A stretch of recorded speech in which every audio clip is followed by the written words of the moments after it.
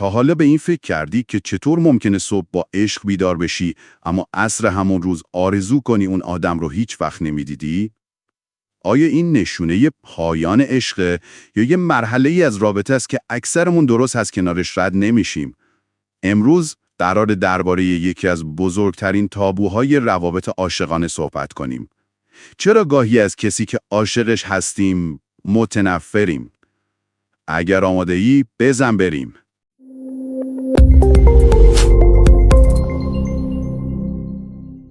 سلام به همگی همراهان عزیز، خوش اومدیم به یک قسمت دیگه از پادکست های کانال تغییر دیدگاه. امروز قراره با تکیه بر توصیه‌های دکتر تری اورباچ، استاد جامعه شناسی و دکتر جین گریر، روان درمانگر، به این سوال جواب بدیم و بفهمیم این حس از کجا میاد، چه مکانیزم هایی توی مغز و روان ما فعال میشه و چطور باید باهاش کنار بیاییم. روانشناسی میگه این احساس نه تنها غیر عادی نیست، بلکه مفهومی هست به نام ambivalent emotion یا هیجان دوسوگرا، یعنی وقتی همزمان هم عشق داری و هم نفرت. شاید فکر کنی این حرف با عشق واقعی تناقض داره، ولی همونطور که گریر میگه روابط عاطفی طولانی مدت معمولاً وارد مرحله‌ای میشن که بهش میگن differentiation stage یا مرحله تمایز، جایی که تفاوت‌ها و عادت‌های آزاردهنده طرف مقابل پررنگ‌تر میشن. جیمی لی کورتیس، بازیگر آمریکایی که 40 ساله با همسرش زندگی میکنه، یه بار گفت راز ازدواجمون صبر، وفاداری و یه ذره نفرت. این حرف باعث تعجب خیلیا شد، ولی وقتی بیشتر وارد داستانش شد گفت بعضی روزها واقعاً از هم متنفر میشیم، ولی یه صبح آفتابی، یه نگاه، یه خاطره کوچیک همه چی رو برمیگردونه. شاید باورت نشه، ولی اون لحظه هایی که از طرف مقابلت متنفری میتونه دقیقاً همون جایی باشه که رابطت رشد میکنه، اگه بدونی چطور ازش عبور کنی. بر اساس تحقیقات نوروساینس، عشق و نفرت از مسیرهای عصبی بسیار مشابهی توی مغز استفاده میکنن.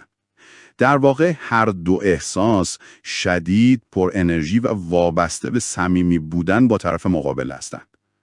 دکتر زیکی، عصبشناس بریتانیایی، توی یه تحقیق جالب نشون داد که عشق و نفرت هر دو بخش‌هایی از مغز رو فعال می‌کنن که مربوط به تصمیم گیری و احساس خطر هستند. به عبارتی، نفرت از کسی که عاشقشی بیشتر از اینکه منطقی باشه واکنش شدیدی به نزدیک بودن به اون فرد هست. اما این یعنی چی برای رابطه ما؟ یعنی اینکه وقتی از طرف مقابلت عصبانی یا بیزار میشی، مغزت داره واکنش دفاعی نشون میده. چون اون آدم برات مهمه. چون یه چیزی توی رابطه از تعادل خارج شده. چرا این احساسات پیش میاد؟ رواندرمانگرها چند دلیل تکرار شونده برای حس نفرت در روابط طولانی مدت پیدا کردند. تکرار عادتهای آزاردهنده مثل مرتب نکردن خونه، تأخیرهای مداوم یا بی‌توجهی‌های ظاهراً ساده. احساس نادیده گرفته شدن وقتی طرف مقابل حرفات رو نمیشنوه یا برات وقت نمیذاره. عدم ارتباط درست در زمان مناسب. بحث توی موقعیت‌های اشتباه مثل آخر شب یا قبل از رفتن سر کار. و حالا سوال اینه، وقتی این حس میاد باید چی کار کنیم؟ دکتر تری اورباچ، استاد دانشگاه اوکلند، پیشنهاد میکنه از تکنیک XYZ استفاده کنیم. فرمولش اینه: وقتی تو کار X رو توی موقعیت Y انجام میدی، من احساس Z میکنم. مثلا وقتی لباسات رو روی زمین میندازی X، به جای اینکه بذاری توی سبد Y، من احساس بی اهمیت بودن میکنم Z. میشه الان در موردش صحبت کنیم؟ این فرمول جلوی دعواهای بیدلیل رو میگیره و باعث میشه طرف مقابل بتونه دقیق‌تر متوجه ناراحتیت بشه. و در کنارش چیزی به اسم مخزن احساسات مثبت بساز. یعنی به جای تمرکز مدام روی ایرادهای طرف مقابل، هر روز به یه نکته کوچیک و مثبت دربارش فکر کن و یا به خودت یادآوری کن. این کار باعث میشه تصویر ذهنیتون از همدیگه خراب نشه. جمع‌بندی: عشق واقعی مثل طبیعته. گاهی بارونی و طوفانی، گاهی آفتابی و دلچسب. ولی اگر بلد باشی چطور چترتو باز کنی و منتظر طلوع آفتاب بمونی، اون لحظه‌های تاریک دیگه ترسناک نیستن. روابط پایدار و آدم‌های بی‌نقص نمی‌سازن. آدمای صبوری می‌سازنش که وسط نفرت دنبال درک و گفتگو می‌گردن.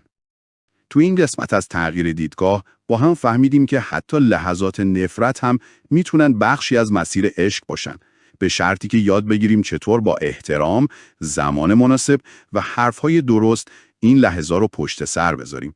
اگه این ویدیو برات مفید بود، حتما با دوستات به اشتراک بذار و برای شنیدن داستانها و دیدگاه‌های تازه ما رو دنبال کن. یادت نره، تغییر از جایی شروع میشه که نگاهت رو عوض میکنی. خدا نگهدار.